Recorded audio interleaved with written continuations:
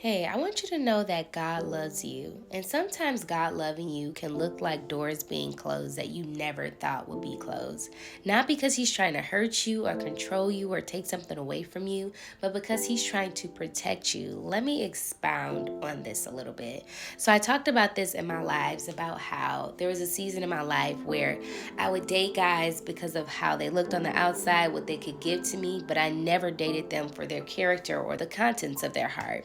And so in result, I end up getting my heart broken. I end up getting hurt. But way before I started dating these guys or even entertaining being with them or talking to them, God would tell me in advance, you don't need to be with them. They're not a good fit for you. You don't need to talk to them. And I went through a season of disobedience where I didn't understand why God was doing this.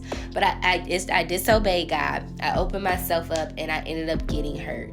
When I came back to the Lord and I cried out to Him, my heart was shattered into a million pieces.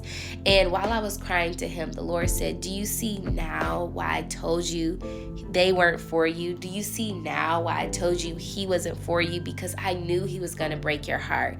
I knew that you were going to be here crying before me. And I hate as a father to see my daughters or my sons crying out before me because of what someone else did to them who didn't know how to handle their heart. Maybe God closed the door to you being in a relationship with somebody who you love because He's actually trying to give you a real husband or a wife who is worthy of loving you, who will handle your heart with care. And so instead of looking at the closed doors as curses or as blessing blockers or the devil, look at it as God's protection because He loves you.